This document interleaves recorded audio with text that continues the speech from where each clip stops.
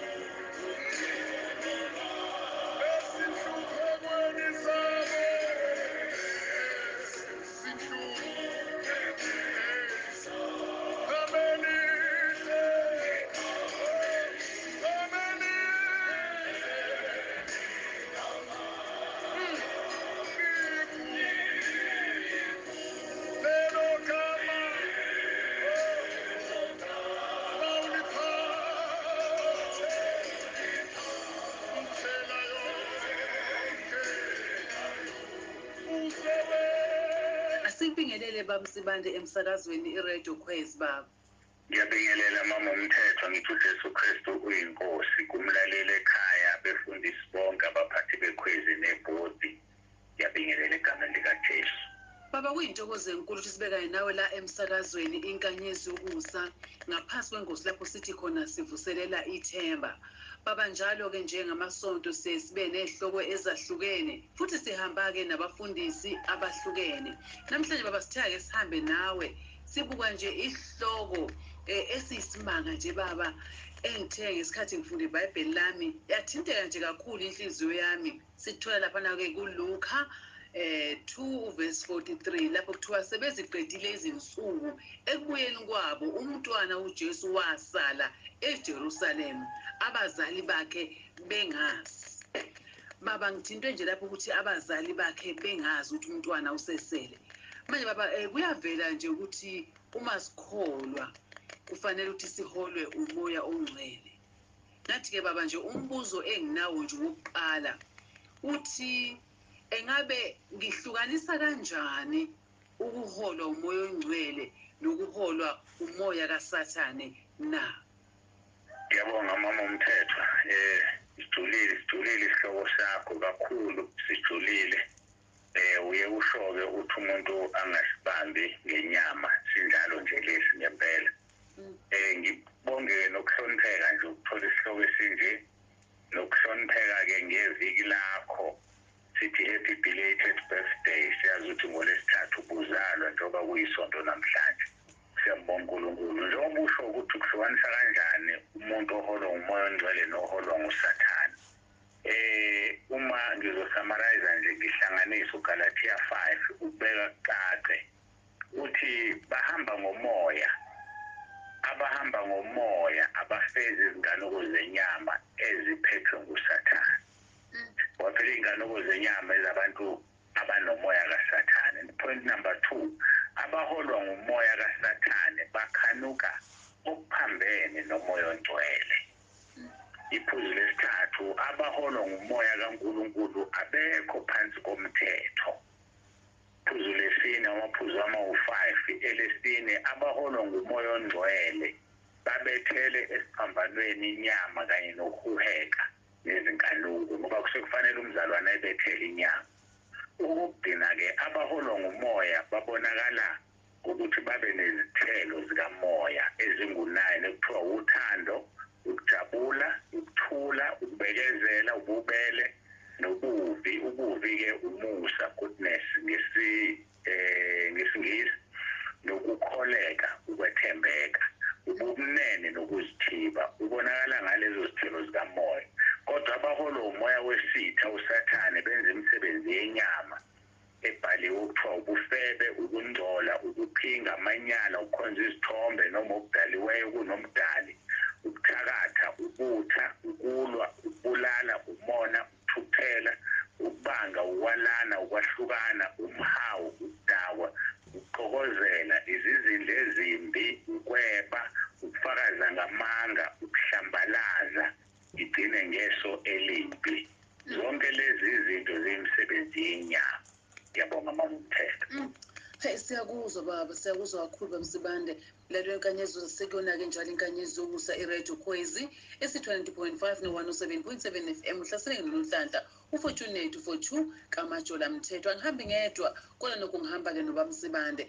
Baba, omunye umbuzo enginawo uthi engabe umoya ongcwele uphila kuwona wonke yini umuntu othi uyakholwa noma ozibiza ngekholwa na?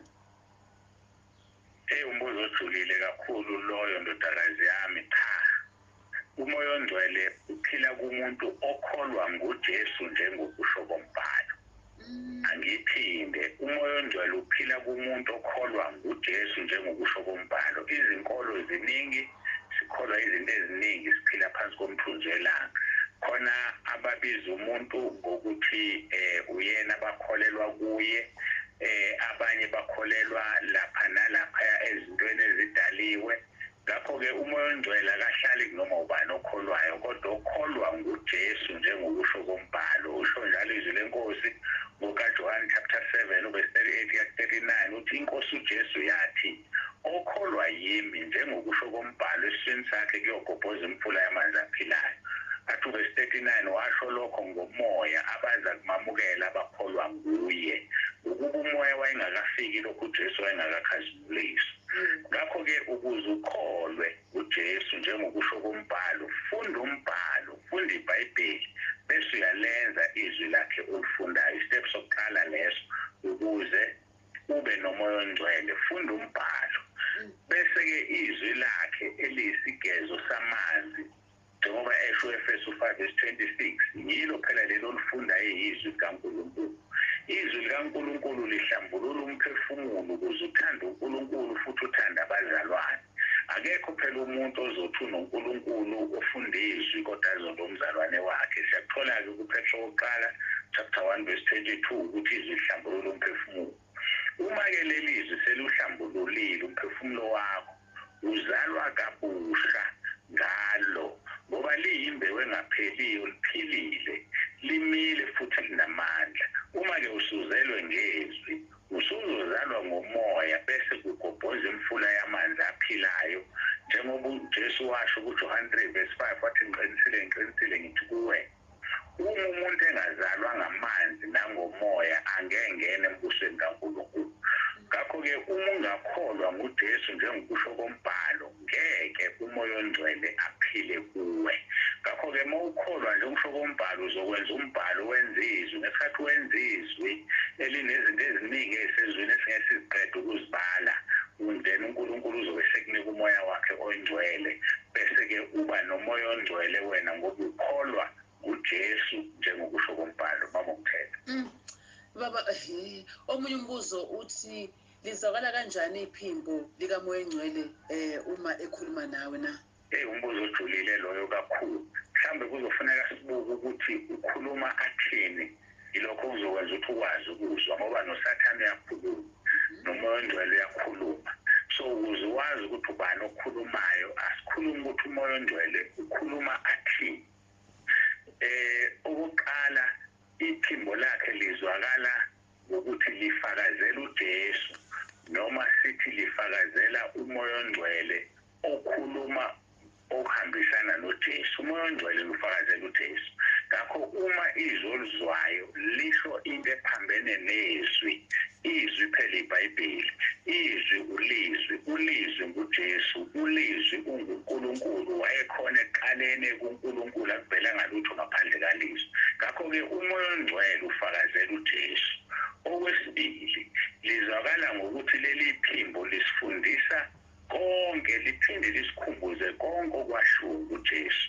Kusho njalo uJesu John 14:26 uthi kepha umduduzi umoya ongcwele ubaba ayakumthumela egameni lami uyakunifundisa konke anikhumbuze konke enginitshele khona. Okwesithathu leli phimbo lizwakala ngokuthi lisiholela kulo lonke iqiniso bese lisibikela lokho umoya ongcwele akuzwa kukhulunywe ezulwini. Siyakuthola kuJohn 16:13 kepha nxa esefikile yena umoya weqiniso uza kuniholela kulo lonke iqiniso ngokuba akayikhuluma ngokwakhe kodwa lokho akuzwayo uyakukhuluma nibikele khona. Sisiyabona manje ukuthi umoya ongcwele usitshela izinto usikhumbuza izinto ezashiwo nguJesu aphinde asitshele ukuthi uzothiwane ekhaya ezulwini. Okugcina leli phimbo lihlukaniseka ngoba likhazimulisa inkosi uJesu. Kusho njalo kuJohn 16:14 uthi uyakungikhazimulisa ngokuba uyakuthatha kokwami anibikele khona. Ngakho-ke leli phimbo lizwakala na-1 lifakazela uJesu. Okwesibili lisikhumbuza izinto ezikhulunywe inkosi uJesu. Okwesithathu lisiholela kulo lonke iqiniso lisibikele lokho umoya ongcwele akuzokhulunywa ekhaya ezulwini.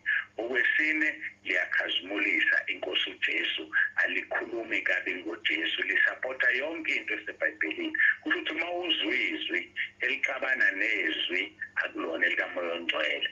Ngakho si-challenge sekuwukuthi sijwayele izwi jwayele iBhayibheli ulifunde khona uzokwazi ukuzwa iphimbo elisapota okusebhayibhelini noma eliphikisana nokusebhayibhelini noma umthetho. Lelo nkanyezi kusasekuyona-ke njalo inkanyezi yokusa esi-20.5 no-107.7 FM uhlaseleke nolonhlanhla u-Fortunate 42 kaMajola. Angihambi ngedwa kodwa ngihamba nobaba uNsibande laphana-ke eRichards Bay. Baba, omunye umbuzo enginawo uthi yini engenza ukuthi umoya ongcwele amshiye umuntu? Ya, umoya ongcwele umoya ongcwele uNkulunkulu ongcwele bamunye uNkulunkulu Baba, uNkulunkulu Indodana, uNkulunkulu umoya ongcwele. Into eyenza ukuthi umoya ongcwele-ke amshiye umuntu kukodwa akukuningi, yazi kukodwa uzomangala ukungamlaleli ngoba umoya ongcwele sekumuntu. Usho njalo uJohn 16:8 lapho esefikile yena uyakuqondisa izwe ngesono nangokulunga nangokwahlulela.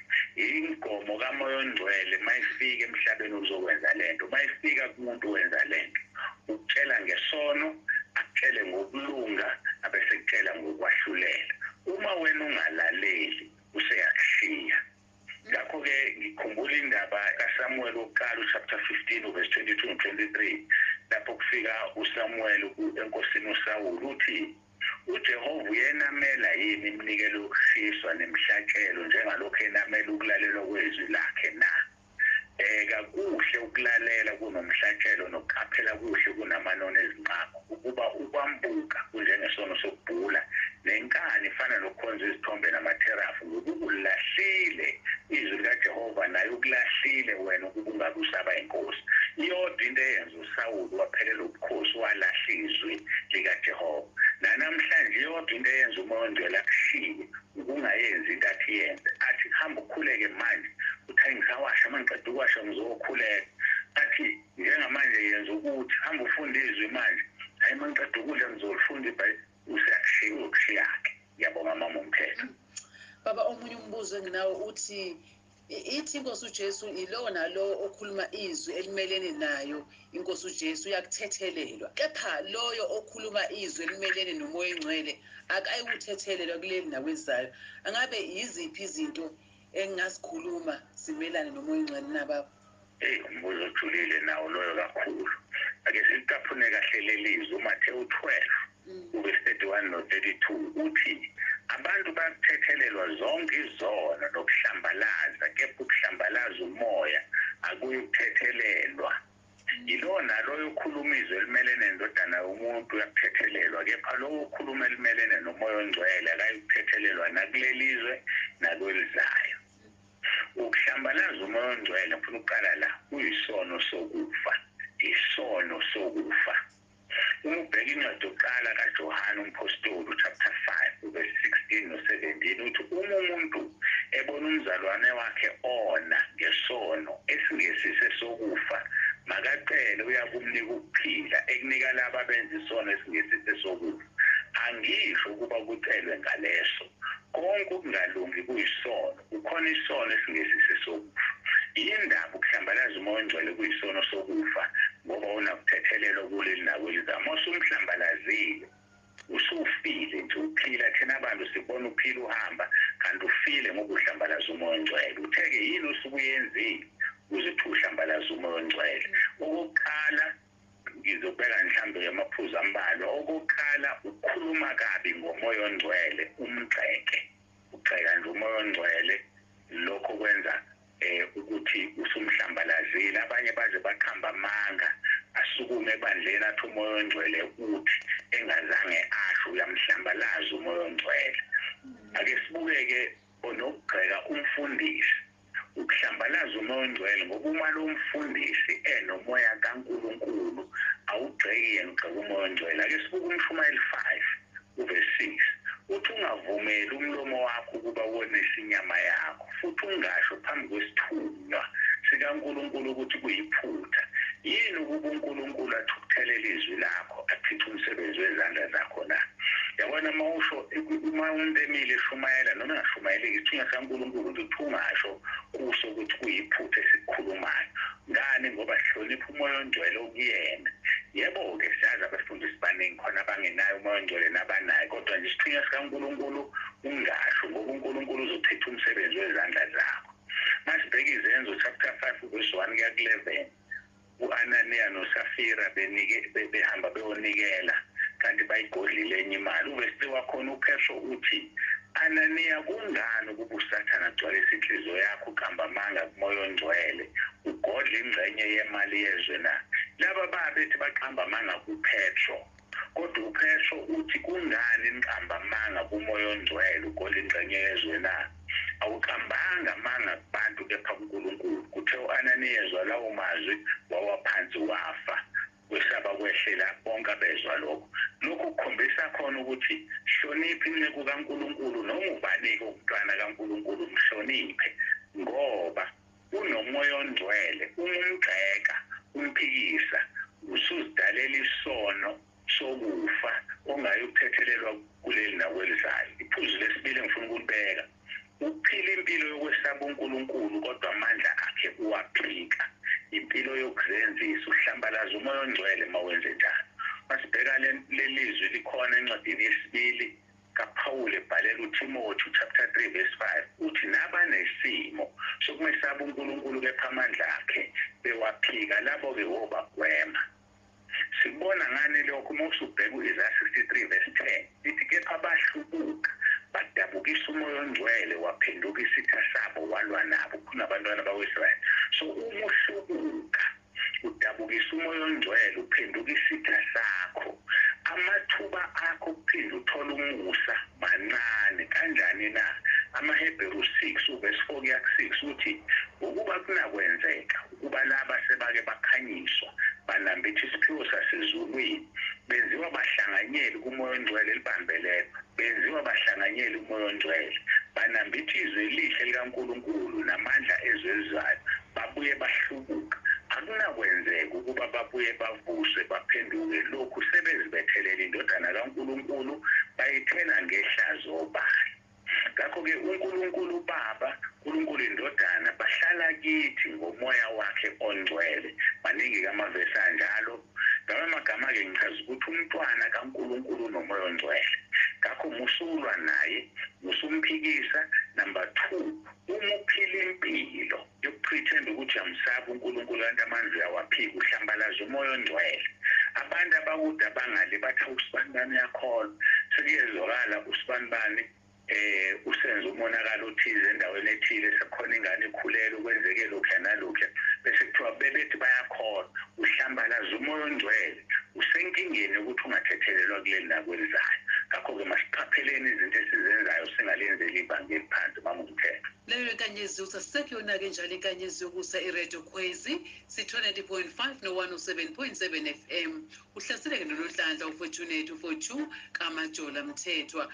angihambi ngedwa kodwa nokungihamba-ke nobaba uNsibande. Baba, omunye umbuzo enginawo uthi engabe uhlobana kanjani umoya engcwele nokukholwa komuntu na? Ngiyabonga mama uMthethwa. Ngizophinda ngithinte nje impendulo yombuzo wesibili ngoba kuyahlobana lokhu. Ngikhothe ngicaphune izwi uJohn 7 verse 39 ithi Inkosi uJesu okholwa yimi njengokusho kombhalo esiswini sakhe kuyogobhoza imfula yamanzi aphilayo. Lithi verse 39 washo lokho ngomoya babezama bamukela abakholwa nguye ngokuba umoya wayengakafiki lokhu uJesu wayengakakhazimulisi. Ukuhlobana ula kholwa Inkosi uJesu njengokusho kombhalo.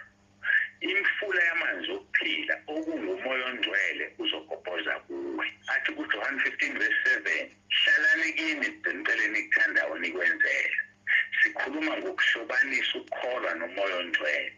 Athi ku1 John chapter 3 verse 24 ogcina imiyalo yami okuyizwi lakhe lelo okumbhalo noma iBhayibheli uhlala kuye naye uqobo uJesu uhlala kuye.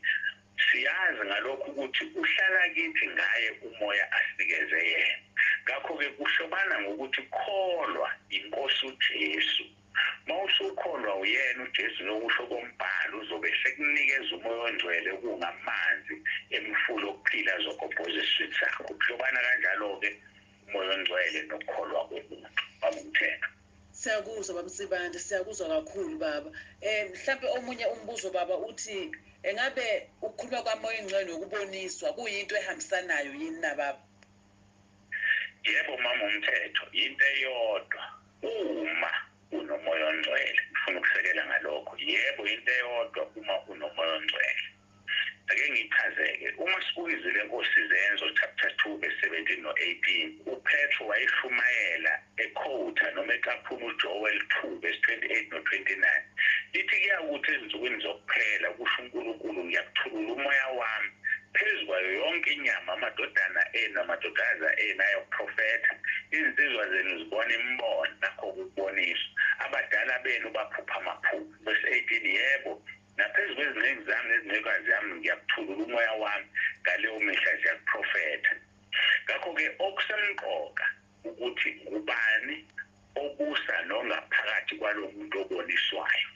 Ngakho-ke umoya ongcwele nokuboniswa kuyinto eyodwa uma ubuswa umoya ongcwele. Kodwa uma ubuswa umoya kaSathane uyaboniswa futhi. Ngakho-ke njengoba izwi leNkosi abaseKorinte besibili chapter 11 verse 14 ethi akumangalisi ngokuba uSathane uqobo uziguqula ingelosi yokukhanya. Ngakho akuyinto enkulu uma nezikhonzi zakhe ziguqula izikhonzi zokulunga ezikuphela kwazo kuya kuba njengemisebenzi yazo.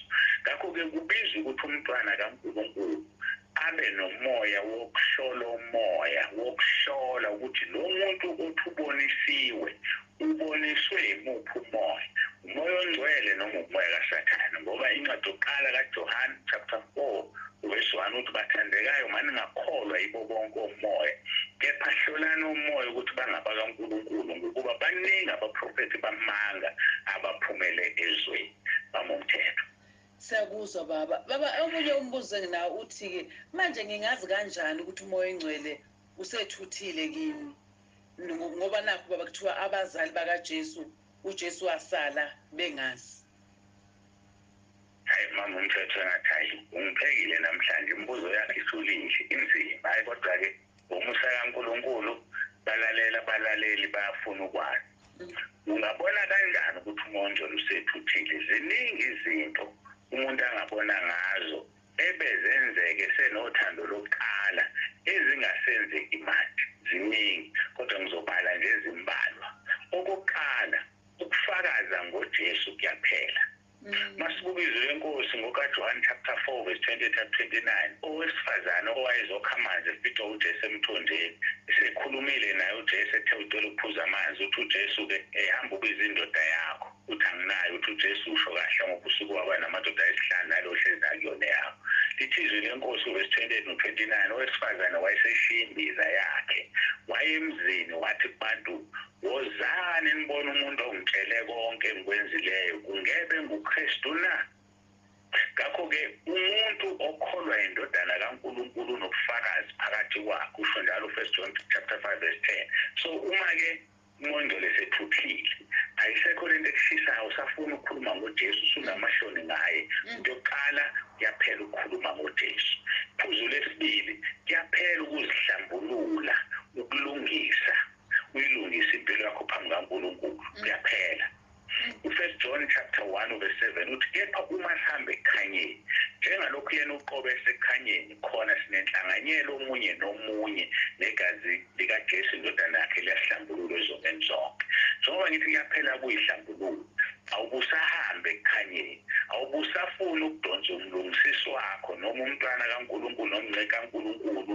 uveze ubumnyama usathana kushaye ngabo kanti izwi lenkosi lithi uma nihambe ekhanyeni njengoba yena esekhanyeni yiba nenhlanganyelo omunye nomunye negazi lendodana yakhe liyahlambulula alihlambululi masisodwa alihlambululi uguqa wethu egamelweni yiba nenhlanganyelo nomunye ukuze igazi likuhlambulule iphuzu lesithathu kuphela ithemba lokuba njengaye nxa ibonakaliswa sikhuluma-ke ngikukhumbuze ukuthi ubona kanjani ukuthi uMondlo usethuthile iphuzu lesithathu liyaphela ithemba u1 John chapter 3 verse 3 uthi bonke abanalo lelo themba kuye bayazihlambulula njengokuba yena ehlambulukile kusho uma sizihlambulula ngoba sisuke sinethemba lokufana noJesu mayibonakaliswa iphuzu lesine unciphe izikhathi zokukhuleka ubuhlala ukhuleka uthi unganakile uzose kunomkhuleko nje ngaphakathi uzose kunehubo usudumisa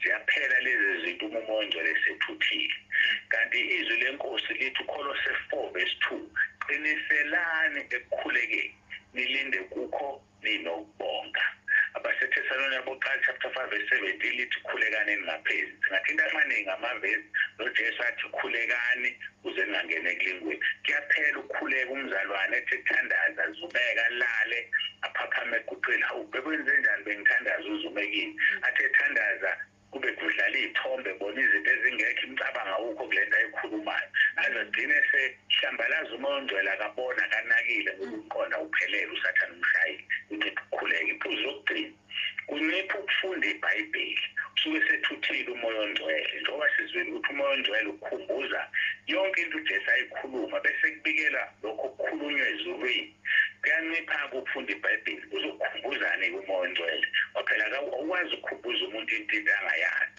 ukhumbuza umuntu into akahlangabezana naye ezweni bese umoya ongcwele uyakukhumbuza so-ke kuyancipha kanti izwi lenkosi uJoshua 1 verse 8 uthi le ncwadi yomthetho mayingasuki emlonyeni wakho kepha wozendla ngayo imini nobusuku ukuba uqaphele ukwenza njengalokhu kulotshiwe kuyo ukuba lapho uyakuhlahlemelisa indlela yakho uphumelele kahle abantu abaphumeleli ngoba abafundi njalo izwi likaNkulunkulu abazendli ngalo imini nobusuku lingasuki emlonyeni wabo bama umthetho ngibale nje izinto eziwu-5 ziningi izinto ongabona ngazo ukuthi uMondlo usethuthile kodwa ngicabanga ukuthi ezisemqoka nje siyabonga kakhulu baba ngesikhathi sakho baba asibonga kakhulu asibonga kakhulu nalunganyezukusa angiyazikitela khona nje obhalalana uthi impela uthi noNhlanhla siyabonga kakhulu ngesihloko ongene naso namhlanje siyabonga kakhulu nenceku uhamba naye nenceku yenkosi ohamba nayo ubaba uNsibande wazi wayichaza kahle yona iyathusa indaba yomntwana owasala eJerusalem nathi kusisikhathi sesihamba sodwa umntwana engasekho sibonga kakhulu ukhona la okay ukhona-ke futhi-ke ongapha uthi yena sibonga kakhulu noNhlanhla ngesihloko usungene naso kanjalo nobaba-ke uNsibande sibonga kakhulu ngakho konke nje enisenzela khona emsakazweni inkanyezi yokusa impela noNhlanhla usuqinisile uma uthi ihloko singazibambi ngenyama ngibala nje yonke imibuzo ombuza yini bamSibande impela kuyasho ukuthi le nceku igcwalisiwe uNkulunkulu Imibuzo umbuza yona uyiphendula ekhothe ezwini yonke. Siyabonga kakhulu unoLuthando, sibonga kakhulu unoLuthando. Khona ke futhi ke omunye ola. Okay, ukhona la sawubona? Yebo sawubona Mqini. Sifundise lo mntwana sesizulu. Sesimshiyile. Ngoba umntwana nje kufanele umbambe ngengalo wazi ukuthi umntwana ngihamba naye. Kusami. Siyabonga lo mntwana. Siyabonga nakubaba uSibaba. Chazela kahle ngomntwana. Kufanele senze njani? Ngempela nje Nonhlanhla uzwe nawe mawukhuleka ukuthi namhlanje engathi nje ngi-empty khona okusukile kimi kanti kusuke kusuka umntwana. Kusami. Siyabonga Nonhlanhla, siyabonga. Siyabonga Mamqembu.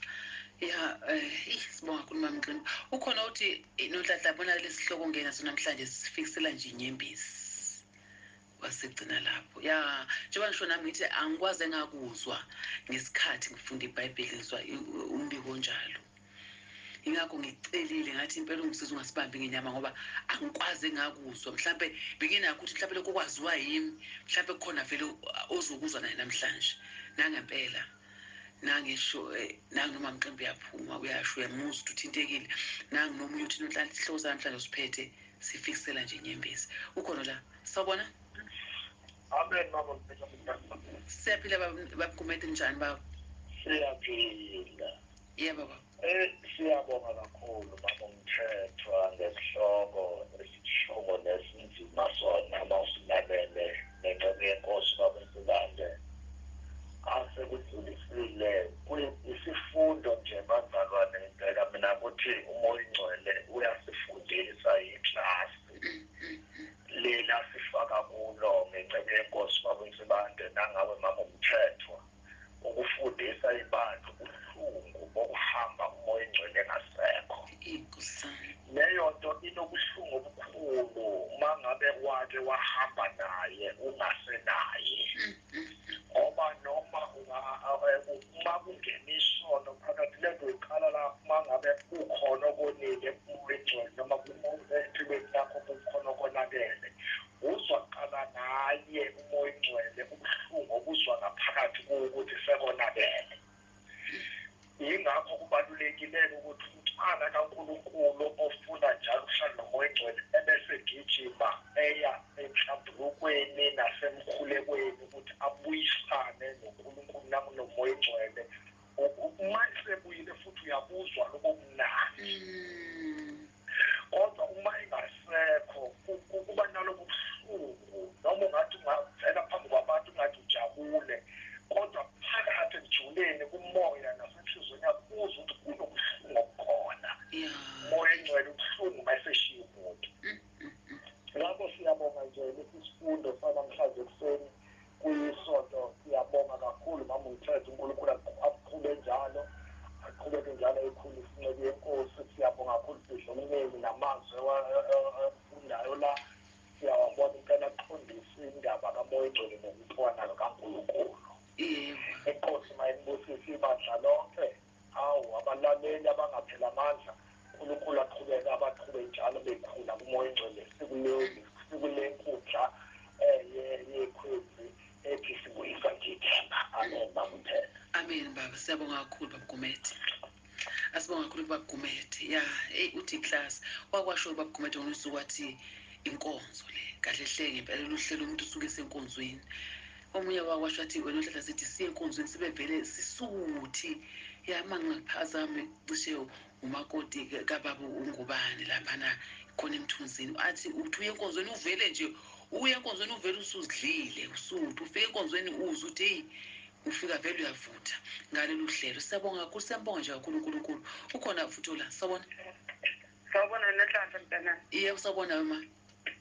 Kunjani ingane yami? Siyaphila mama njani? Sikhona mntanami. Shubile. Ma. Ngane yami. Siyambonga uJehova nangalesikhathi. ukuthi Nkosi yami asinike abantu abanjengani aphinde azosinika ingcebo enjengoba Mtimanga hey siyambonga uJehova ukuthi nje ekuseni sivuselelwe ngalesikhathi sivuselelwe ngezwi likaJehova ngoba lo mntwana uyasala endleleni lo mntwana yentana angazi ngathini esenje angazi kodwa nje ngiphakamisa ukubonga izwi eselipheje lavuka manje ngaleskhathi ntanami angive ngibonga ngoba umuzi umntwana mayesesele ukuthi yabona manje ufele ngimshiye ngemuva sengihamba ngedwa phambili hey izwi likaThixo lisoze lasala kufuneka lisale endleleni hey Nkosi mntanami ngifakazise nami lapha ngezwi likaMateyu 24 verse 35 ngoba ngimlalele la kuthi khona kuyadlula izulu nomhlaba kepha amazwi ami awasoze adlula yentana ukubonga nje izwi lakho ukufakazisa izwi leni nenqeku zikaThixo awuniyasakha mntana nesifusela awubakithi wanqama kumama uNdlunkulu siyabonga kakhulu ma sibonga kakhulu khona oshilo la uthi Nonhlanhla sibonga kakhulu Nonhlanhla impela ubuye ngesikhathi esiright emsakazweni ikhwezi okay siyabonga uthi ngibuye ngesikhathi esiright ukhona la sawubona yebo siyaphila njani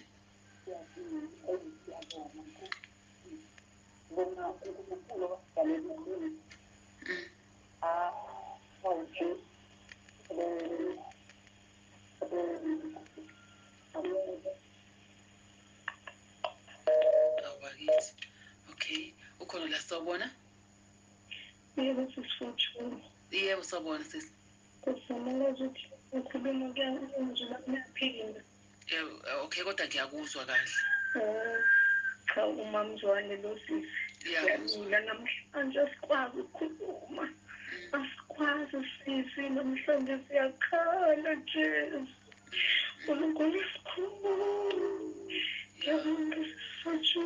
siyabonga kakhulu sasami sibonga kakhulu mama uzwane lapha neMaritzburg ingakho ngicela ukutshela ukuthi nami ngakhala ngesikhathi ngizwa ngathi Nkosi yami kuyenza kanti into enjalo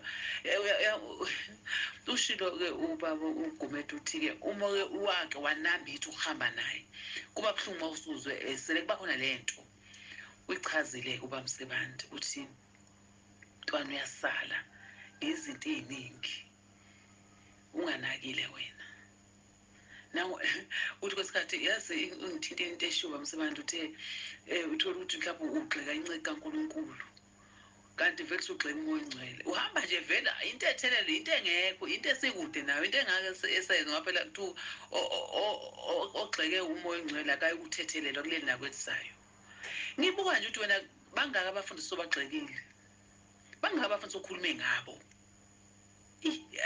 yabona nama ngakhuluma khona nami nje njengoba ngilabale benkanyizwa ngeke ngikhohlise nami inyembezi ziyaqathaka nje bangaka abafundisi okhulume ngabo bangaka abafundisi okhulume ngabo nje ngikusho nje ngamabomu kusanda kudlula nje lezi inyanga nedlule bekuphezulu yonke into ngosiza abantu xa kusiza abantu futhi wawugxeka bamfundisi ugxeka nawe uyakhuluma nawe uyakhuluma nawe kwasiza abantu sekuthiwa sekunje hayi kwasiza abantu kabe uhamba nje vele awusenantethelelo kuleli nakwethisayo ake ngithule ngoba vele nami inyembezi zami igcwele nje amehlweni ngibona nje ukhona la sawubona awumthetho yaba wasakhuluma besikahle ngithume ngilalele bathatha usiza abantu bese bekuvimba abantu bethi yawule ikhwezi leni kunjani makunje yathi ngizokuvuka lokho enhliziyweni yami manje ekuseni ngathi Nkosi uyabona uma uthi bangakabafundisi ubagxeka ngempela umuntu ebegxeka ngisho inkonzo egxeka inkonzo ephasise yakhe inkonzo le yakho ngoba isebenza inkonzo yeqiniso manje ngithula ngimbuze ezokhulume nakho kusindisa umuntu lokho akangakwazi ukuthi kufika kanjani emntwini masefundisile lapho uthi uyafundiswa mama umthetho abafundisi bandeke namhlanje namuthi impilo kwangithinta yezwa ukuthi umntwana wasala Kulungile mama umthetho ngiyabonga uphatha siyabonga kakhulu Phaca sibonga kakhulu ukhona othi ononhlanhla mina nje ngibuseka nje musasendlala ihloko lapho nje uthi sithi singena umuntu ebeze uthi kushubile namanje uthe nje usasendlalela ihloko ngasho ngathi hayi kushube kakhulu namhlanje angimangali emangiswa nje kunje nami uthini uthi nami ngibona nje angazi ukuthi ibhala kahle nje le message ngoba hayi inyembezi igcwele amehlo ngehloko ngene naso namhlanje ya ngicela ungazisho okay ilungelo lakho ungazisho esiqonde endabeni ngiyabuya ke emva kwendaba nami ke hayi ngeke ngikhohlise okay asiqonde endabeni